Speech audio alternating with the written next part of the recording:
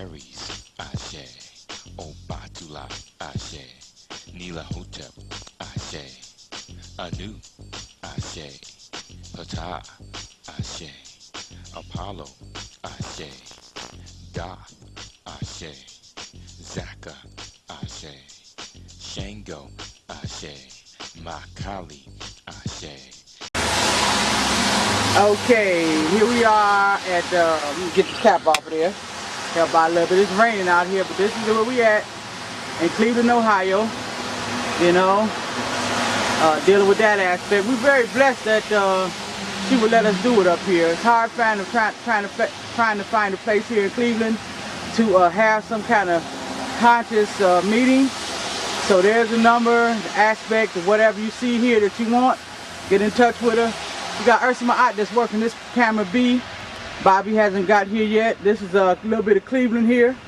A little bit of the corner we at. It's I don't know if you can see that, but that's it's Lee Road, it's Rockford, and this is in the whole. This is in Cleveland. So, you know, so we're waiting for Bobby to come, and we're gonna go inside and do a showcase of the sister store here with the Bobby Hemmitt on the outside of the door. That's the flyer right there. So, you know, we can't do too much editing and music. At least I can't, you know. So we just do what we do, and we do it good. All right. I'm glad to be back in Cleveland. It's always great. And the people around the country know it too. They know either when I go to Detroit or Cleveland, it's going to be an excellent lecture, because that's the place where black people suffer the most. You know, they got other places and stuff, you know, but like when I went to Louisiana, Shreveport, and I think I got that tape you can get. Always real powerful, and real powerful. And I did one last year. If I don't have it, I'll send it up. I did one in 2006, the first time I went to Shreveport, and real powerful energy, Louisiana, because I couldn't get well, I always wanted to go to New Orleans to lecture, and never could get a firm foothold in New Orleans, Mississippi, and Alabama, a place where the fundamentalism and just basically the slave mentality is real tight. Whereas what it means is that you don't have a whole lot of migration in those areas. Although people migrate out to Chicago and New York or whatever, for some reason those places are held real tight. Never went to Mississippi, never went to Alabama and Kentucky and those places. But then you have places that, like South Carolina, the migration between New York and D.C. So therefore, I've been speaking in South Carolina right after I started speaking, North Carolina, I'm saying, Virginia. So it depends on the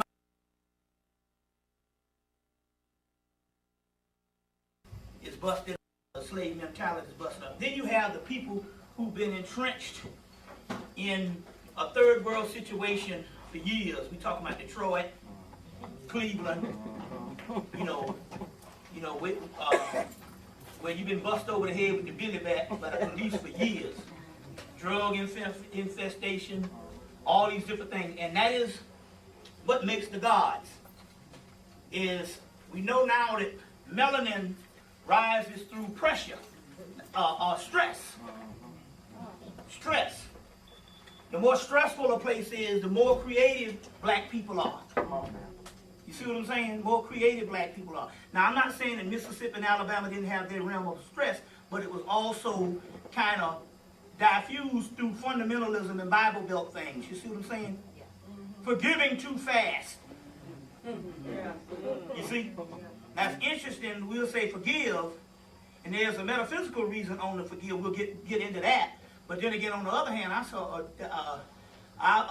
there's a Jewish radio down in Atlanta. And it might be a national thing, Jewish network. And I'm listening to they had a whole lecture on not being too quick to forgive. Now these are the fathers of Christianity. Because Christianity is nothing but an offshoot of Judaism and Islam. You know, Islam is an offshoot of Judaism, and Christianity is an offshoot of Judaism. You see what I'm saying? Let's not be funny with the mess. Moses, well, I want to say Muhammad couldn't read or write to the day he died. You see. So basically, the Quran is basically a new edition of the Old Testament. And now we know that it was probably put together by Belial. Because if you're talking, Belial's supposed to have been a slave, but he's supposed to be like John Henry Clark. You ever heard that tape, John Henry Clark, on the history of Islam? It's a monumental tape. And in so many words, if these people were not a people that was well versed in Hebrew mythology or Hebrew symbolism, they couldn't have put it together. It had to have been somebody that was well versed in that. Well, Belial was from Ethiopia. Yeah. You see what I'm saying? So we can if we can pinpoint it, probably the Quran was written by Belial. And he just wrote another version of the Old Testament. You see what I'm saying? You think about it, you get three major religions and they got the same Genesis story and the same 5 books of Moses. And we're talking about new editions of the same old story. Now the Christians just basically took the second part and used the Gnostic stuff with the Christ coming from harvest on into one called Jehu. If you look in, I think it's Deuteronomy, you'll see that Jehu is anointed king of all of Israel. But they got Jehu in Greek papyruses that they got out of the Library of Alexandria. So we can take these things all the way back. So the Gnostic stuff, which is Coptic, later-day Egyptians, the Gnostic stuff ended up becoming the New Testament. But ain't no inspired by God. It was inspired by editors. Editors or renegades that ran off from the mystery system in Egypt. Hebrew, Christianity, and Judaism. There was an excellent book called 101 Myths of the Bible. Who did that book? His name is Gary Greenberg. You see, shows you where Samson is nothing but Raheru Kahudi. Or Ra Hewitt in the English version. You see what I'm saying? And, you know, so it shows you to trace all these things back. You see, so we have the scholarship now that it's not a mystery. Inspired by God. You see what I'm saying? It's inspired by God, but it was inspired by God about 10,000 years ago. And then translated on into the modern world. You see what I'm saying? But the Hebrews, the Arabs, you see what I'm saying, were not, they just didn't get this book, you see what I'm saying, about 2,000 years ago. This stuff was around, and these stories were around for at least 10,000 years. That came from an oral tradition on into the written word. As a matter of fact, when the monuments were built in Egypt, it was all over. That's when it was all over. They needed to build a monument so that they can have a memory, which was also in detail files. You see what I'm saying? So, the monumental phase is the decline of Kemet. But look what we did in our decline. What kind of people were we to build the greatest civilization on earth unmatched to this day? And that was our decline. You see what I'm saying? But that was our decline. So we have this particular information, and believe me, it's nothing new under the sun, only that which has been forgotten. But going back, like I said last night, and why they broadcast, NBC News broadcast from Cleveland last week or week before last, talking about the housing and they said the shit looked like a old ghost town. You see, if it's a recession in the rest of the country, it's a depression in Cleveland. You see what I'm saying? You're going to get the worst end of the deal. You see what I'm saying? So, they used to make jokes about Cleveland in the 70s. Yeah. So we know that the black people that's here are the ones in the spirit realm. They would transfer the most advanced to the hardest areas because you would be able to take it. You see what I'm saying? So the most advanced gods and goddesses always would live in the wilderness. So you get the movie Doom. That was a movie written on our history. And in there they said that they put Arrakis, which was a harsh place to live, hardly no water. It was a desert. And they said that they made Arrakis for the faithful, because those particular ones, the what was the name of the group that lived in Arrakis, to come to me? Anybody know that, the ones that lived in Arrakis, what's the name of that group of people? Anyway, they were the ones that would inherit the kingdom, but they lived in the most dredged, the most depressed, and dragged out state. You see, they lived in horrific conditions. And basically that goes when it comes to the melanin. The melanin advances through pressure, stress, you see. So this is just interesting how, and we'll go into some other things in a few minutes. We'll go into other things in a few minutes. But I just say that to say, we're now on a pilgrimage to raise the gods and the goddesses. So we're not necessarily here to say, was Jesus black? Or was the Egyptians black? You know, all the things we pondered the last 20 years now.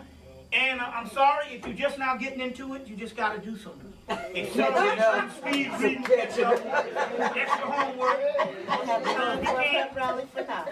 You can't water it down no more. You see what I'm saying? No, that's right. But if your eyes are waking up at this particular time, it means that you're already conditioned. You're already at that point.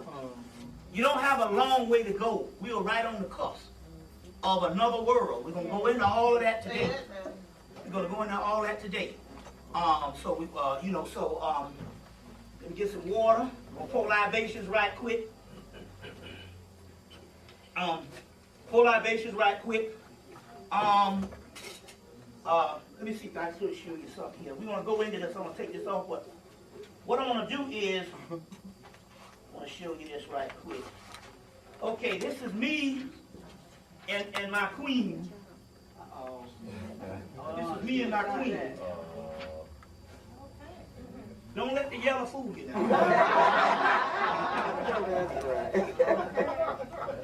You see what I'm saying? I just got let out of prison. This is a vacation for me. This is my queen, and I'm going to show you this. This is her mother that just made the transition on the October the 2nd, and October the 2nd. So we're gonna deal with her in relationship to my mother making the transition on last year.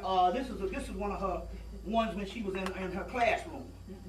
Both of these were school teachers. And she made her transition on July the 20th, 2006. And my queen's mother made hers basically October the 2nd of this year. So we're gonna and as a matter of fact, it's amazing because she had a memorial in D.C. on the 29th, and that my queen set up. And her other daughter is having a memorial tomorrow. But but what I'm going to do is to show how, and who would ever notice that, how we are actually the actual gods, because once these people make a transition, you find out more things on them. Oh, gee. You see, and basically once they get their powers, you find out more things. So there's very, very powerful stuff that's going on between these two. And so we're going to dedicate the lecture to both of them. One is called Carrie Ann Reeves, and one is Glaciria Hemmit. And they already got the god names. This is interesting because Glaciria, and I got the other picture of her, after she made, there's a 40-day period when they transcend. So after 40 days, when she first died, first passed on the night she died, bats came around the house. So 40 days later, we was walking down the street, me and my queen, the bats came around us again. So she came through and was like, hey, I'm a whole other person now, so you can't necessarily address me as Glaciria. That was the person that was the earth realm. So I said, I said, I have many names on the goddess. I said, well, we got a spiritual name for you back in 94, Mentep Sing Sing. And so I said, would that be sufficient? She said, yes. Now the other sister, which is Carrie Ann Ferguson, is a maiden name.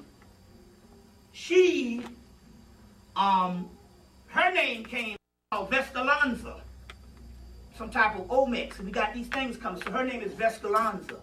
So what happens here is, when they're getting ready to go to that God realm, and that's probably why some of you made contact with your people, is because they're on a whole nother dimension now, a whole nother outfit, a whole nother series of duties. You see, a whole nother, you see. And so therefore they can't identify with the person, although you can contact them, they can't identify with the person that was the earth person, especially years ago, when they are doing other things now. It's just like when I contacted Mark, and we really had the big posters of the big about the year before last, they had the big billboards, the Hennessy billboards of Marvin Gaye.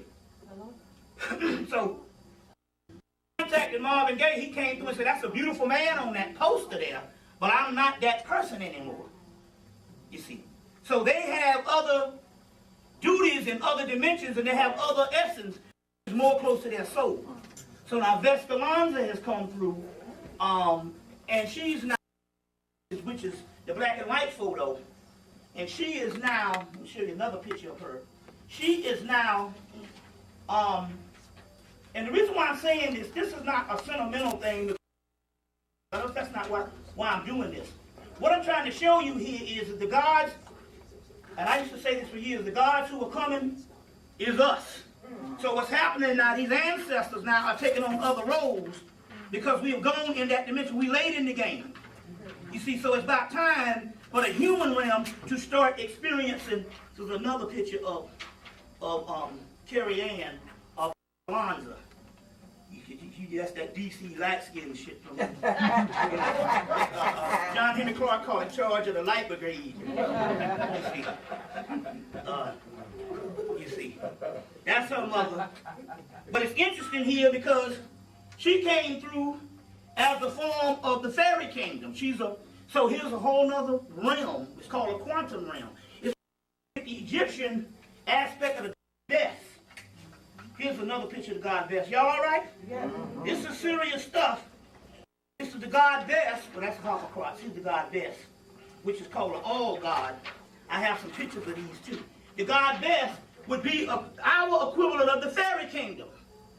So when you see all these fairies and all this type of stuff, that's real stuff. That is the angelic realm. That's the ancestral realm. But it's all black. You see what I'm saying? So my point here is are all souls. We want to put it that way. And the souls, we are the soul people. Versions of the soul. So we don't have to worry about what kind of hue we were or what kind of color we were based on the earth. We're talking about these light particles of these souls, these original suns. You see what I'm saying? So the 144,000 are the 144 suns. You see, this is what we're talking about here. You see. And so this is so when she came, she said, and she's a serpent in the Olmec world. But she's also a fairy. Now my mother is connected with the line of Kuan Yin, and also connected with the goddess Seshet, which we'll get into today. The goddess Seshet. Let's see if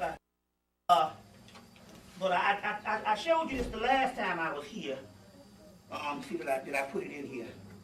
I showed you this the last time I was here, which was when she got her name, Mentef Sing Sing, my mother. You all remember me talking about this. But when she got the name Mentef Sing Sing back in '94, she said, oh, that's Asian. That's Asian. Well, the first thing happened when she died, this goddess Queen that I was talking about showed up and said that she was a form of her, which this is the goddess Kuan Yin, which was Asian. I said, which was the form of her, the goddess Kuan Yin showed up. Now, and then we didn't realize until we started going through the pictures. Yeah, and we didn't realize until we started going through the pictures. I want to see this again for the people who didn't see it the last time. Y'all all right? You know how it is with black folks. Well, it's not a bad thing until you get in line trying to get some service done or trying to check out. And then, you know, then it's problematic. You see what I'm saying? But I'm going to show you this right quick. Yeah, this one, and I showed this the last time I was here, this one looked extremely Asian. This picture. This is my, you see what I'm saying? And that looks Asian. You see, so it's showing that we are universal people, first of all. You see, so when she got the name Mintam Sing Sing, she said, that's Asian. And then we looked at this picture and went, well, look at you. And then Kuan Yin shows up doing the actual ceremony of the funeral. Now, let me show you something else. When she had her funeral back in 2006, the Eastern Star showed up. And they did a ritual off the damn chain. And the head woman of the Eastern Star was the person who presided over the ceremony. And they did, you know, because she was in the fraternity, AKA showed up, and they did a little fancy little thing at first. You know, it was cute. But then the Eastern Stars came up in there with the Masonic shit, and they got busy. They got busy. So, and the woman who was presiding over was one of my mother's best friends, and she said, when my mother said that when the lady got out of college, she went to go teach, but she was teaching at the same school my mother was, and she didn't even know how to drive. Didn't have no license. And my mother used to take her on all these back roads and show her how to drive. And taught her how to drive. And showed her where, but she, before she got her license, she told her where all the back roads were that she wouldn't have to run into highway patrolmen or police. Until she got her license. So this was the same woman years later that presided over the ceremony, and she got busy. Now, check this out. NBC News showed the people getting on, showed the people coming in from Gina when they went down to Louisiana. Yeah. And they said, here's a set of young people, here's a set of people, young adults, and here's a set of the elders. And this sister, which she's in her late 50s, early 60s now, she gets off the bus. Right in Gina on NBC TV. And I'm like, damn, I said, man, that's kind of eerie. The same sister, Linda Neal. You see, that did the Eastern Star. Now, it's interesting here. Most Eastern Stars don't know the origin of where this thing was set up. So, there's hardly no books for the outside world on real serious scholarship. So what happened, lo and behold, this is how the spirit works. One white woman, I think out of Philadelphia, decided she wanted to do the research on the Eastern Star. She was a Christian, and she wanted to do the research on the Eastern Star to show that the Eastern Star was devil worshippers. Which, lo and behold, she made one of the best books in the damn world. Because everything you think is devil worship, it ended up becoming the Kundalini people, the people from the star Sirius, all the metaphysical stuff and advanced Kamite stuff. She did her homework to prove that because she's a Christian. She's saying she was trying to prove that they were worshiping Satan. She ended up doing a monumental work for them. When I looked at the book, I said, man, this is some of the best stuff. And I had to go up to Canada to get the book, but it's a book coming from, it's out of Philadelphia. The Hidden Mysteries or the Hidden Secrets of the Eastern Star. Awesome book. So to show you how things are actually, and I got the book about a month. I got the book about a month in Canada after we buried my mother. On a trip to Canada that I had to cancel because the date of the Canada thing fell on the date of the funeral. So I had to postpone it a month or maybe 2 months so I could go to the funeral. The Canada trip. So when I got the Canada trip started, I got up to Canada and found a book that was from Philadelphia up in Canada on the Eastern Star. So we're talking about synchronicity. Everything is about synchronicity. Peter Moon got out a book called Synchronicity in the and the seventh seal. There's also a DVD on it where he breaks down the synchronicity on things that's going around, different people that come together and don't even know each other. Certain things that's happening at the same time that happen to someplace else. But anyway, I'll send the DVD up here. You see what I'm saying? That's how we'll do to get this stuff. We got to have a network of stuff, of the information going around. Certain synchronicity, certain things that started going down. She's all form of the goddess Lilith, which one man's devil is another man's God. That's right.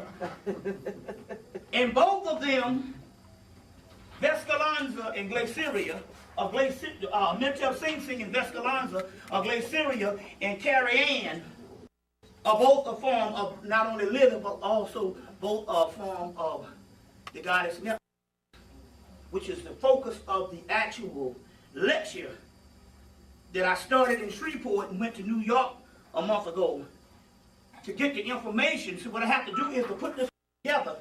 I started it, I go to Shreveport and I present it. Then I went to New York and presented another half. And I said, well, it's going to all come together in Cleveland. That's the third leg of the trip. By that time, the information, you see, is compiled to the point where we can really, you know, because I could have done it in New York, but I didn't have enough time. Because, you know, we only had about 4 hours, but we did it in the Masonic Lodge. You see what I'm saying? We did it in the Masonic Lodge.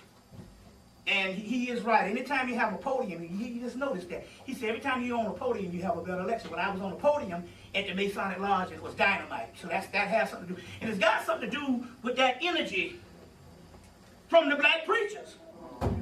You see, we didn't say that the black preachers didn't have no energy. You know, to transform some white man stuff into the gospel to this day, that's some powerful stuff. It's not that, it's just that their energy is being fueled in another way now. That'll prosperity theology. I know that's right. You see what I'm saying? Which, as you see, the government starting to crack down on them now. That's right. You see what I'm saying? Yeah. You see. So it's just interesting here on how these particular things go. So let's do some libation right quick. Because what happened when that's another thing. See, we're dealing now with the spirit realm, but the spirit realm is not a religious realm. I know that's right. The spirit realm is not a religious realm. You see what I'm saying? The spirit realm can come all kinds of ways. It can come through animals. It can come through a drunk man. You see what I'm saying? I've heard a drunk man say, hey man, you some kind of preacher or something? I said, no, I'm not a preacher.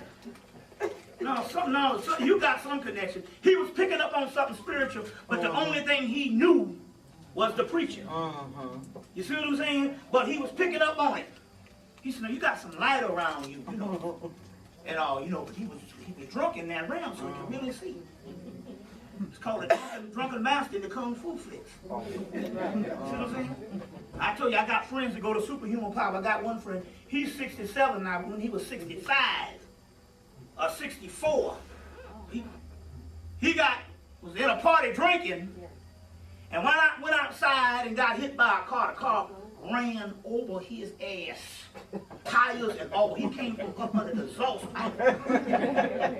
Got up and walked 5 blocks to his sister's house to tell the sister, we got to go back down because I think somebody got hit by a car. He goes back down. He's standing around looking for the guy in the car. But the driver said, no, I hit somebody. And they said, well, we don't see him. And somebody said, well, this guy here got this white suit on, got tires. Maybe this is the person. But he was a conscious brother. But he was drunk. And I said, you didn't have no bruises. Now you're 65 years old. You didn't have no bruises or nothing. You got hit. You got hit by a car and went up under the bottom of the damn car. He said, I had a little scratch on my face that night. But in the morning that healed up. But he was drunk. So you're going to find out that spirit has very little to do with religion. Religion is political. That's right. Now I tell you what you can do. I will make it into defense. Why? Because it's the only book that everybody knows. But he ain't got a book with everybody. But most everybody up in here done read some Bible or done heard some quotes. I didn't have to read it growing up because shit, all the drunk people, all the niggas on the street, knew Bible verses. This is what I want you to do. We know that this stuff was nothing but text that came out of the Library of Alexandria and was floating around Greece and Rome when they compiled it together to make the New Testament. But the other text that came out of the Library of Alexandria and came out, certain things became a priesthood of Tahuti, the priesthood of On, which later on became the Old Testament. Because Tahuti is mythology Moses. Moses is nothing but a form of Tahuti. Staff of Moses, staff of Tahuti. You see what I'm saying? Moses magicians. Tahuti is the god of magic. So we know that all this stuff is Egyptian or Camite in origin. So this is all you have to do. Let's say you're reading the book for the first time. Try this out. Let's say you're reading the book for the first time, but you don't have a theology in which you were programmed and taught. Just go in and open up some scriptures and start reading it. And what will happen here is, now you're not reading it from, this is from, I'm a Christian or what you know. You're not reading it as a historical book. Right. You're reading it just as pages and scriptures, and what will happen is all the Camite stuff will start coming up. There's all kind of stuff. There's Hermes is in there, Hermes is in Matthew. You see what I'm saying? We know Osiris is in there at least 16 times. But it's not Osiris, it's Usar or Wusar. You see what I'm saying? So we have these particular things, but so you can go in and you can recover. Now you're not reading it for religious purposes or an indoctrination. You're trying to recover ancient Egyptian texts. See what I'm saying? So this is just a thing that you can do. So I'm reading this for the first time, and I'm not reading it in a theology that I would start. And all of a sudden you say, I'm reading this as Camite text. And see what you come up with. You see.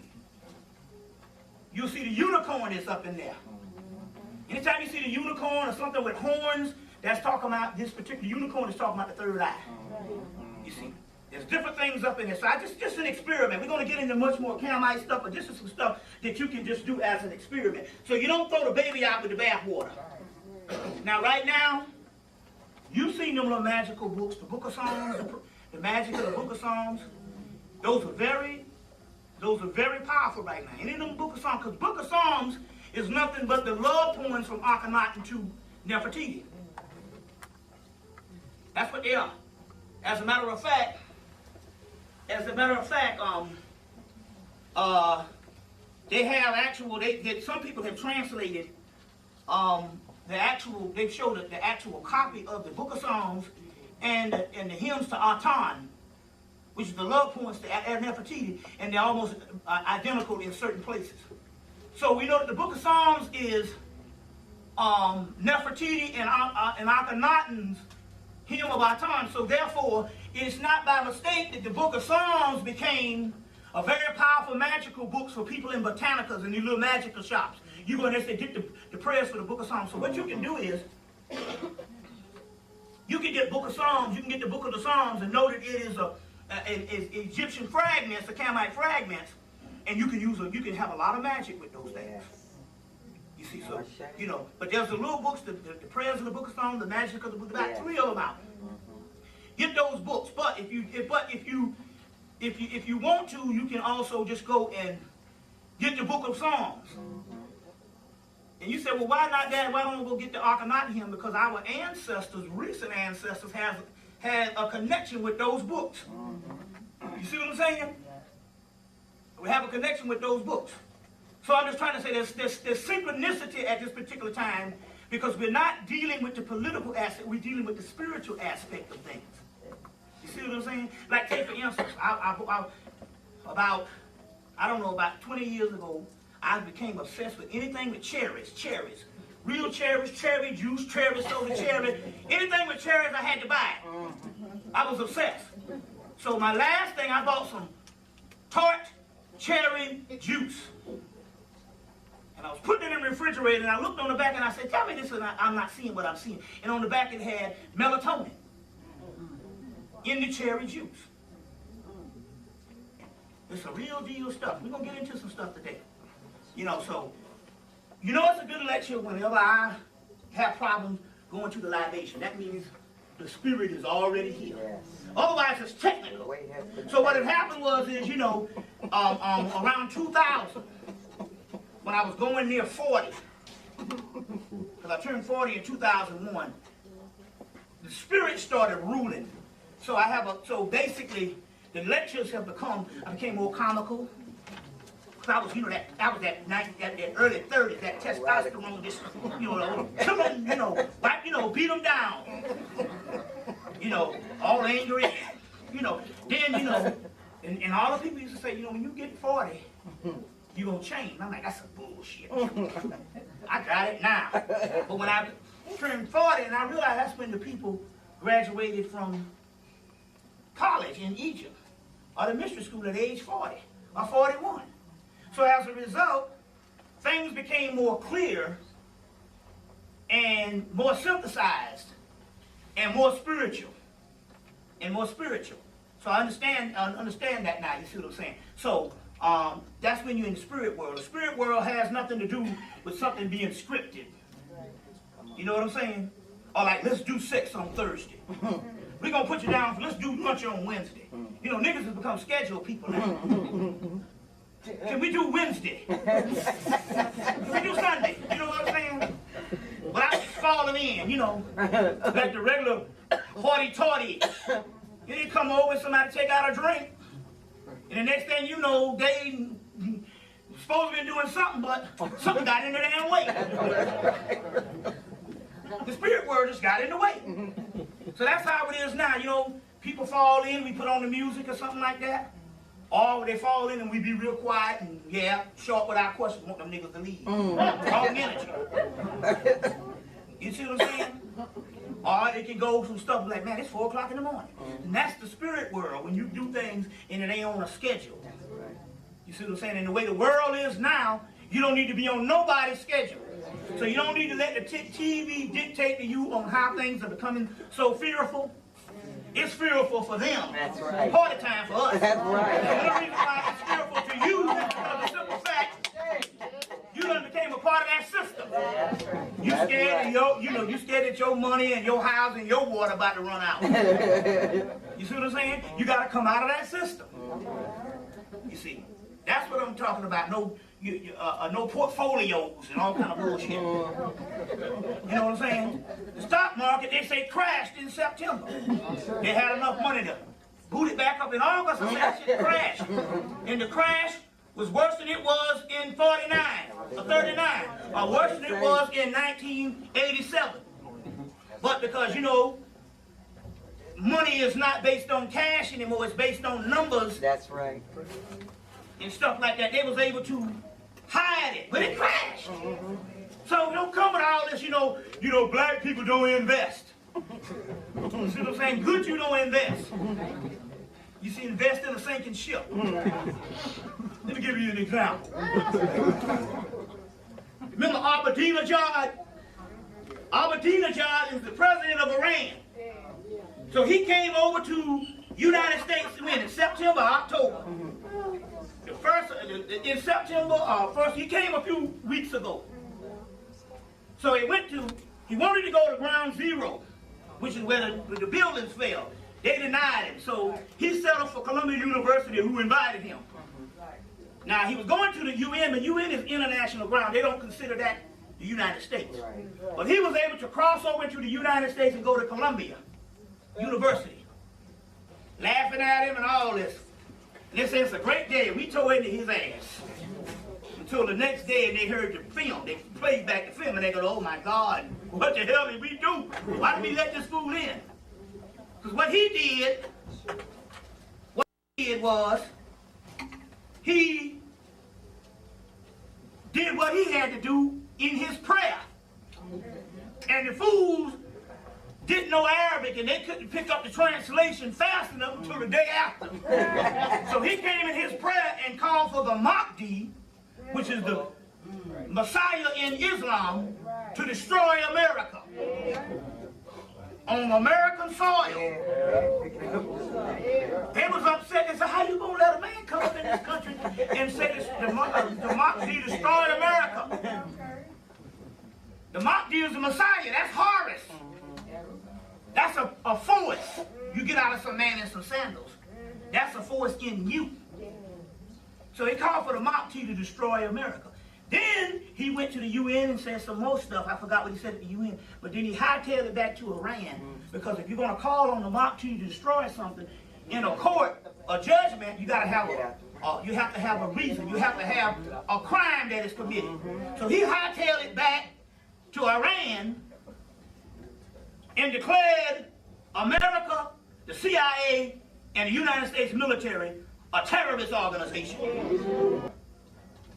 So, about 5 days later, I'm getting calls from people all around the country asking me about Elijah Muhammad. I need you to get in touch with Elijah Muhammad. Something about Elijah. What's going on? This Elijah Muhammad, what's going on?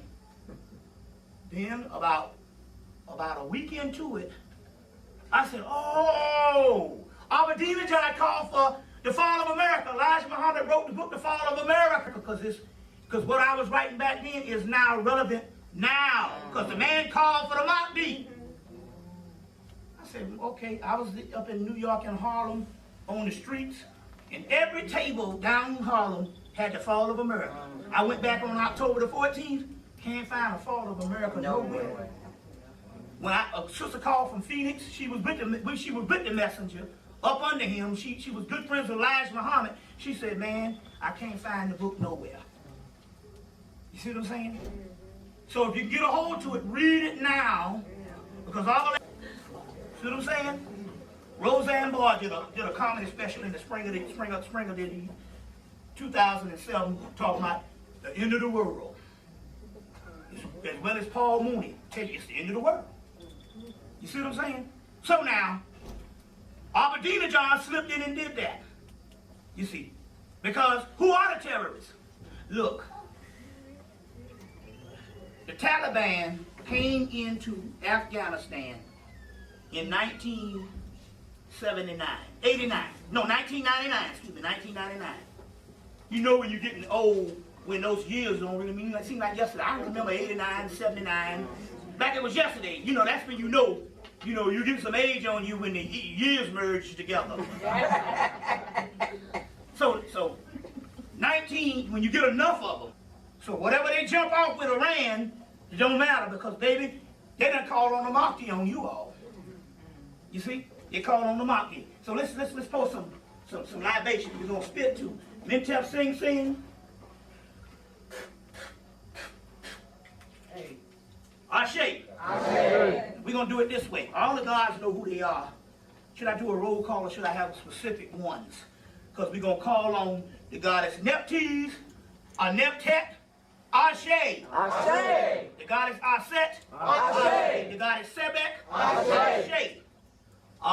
The goddess Seshet, Ashe. We're going to do some stuff like that. The goddess Kuan Yin.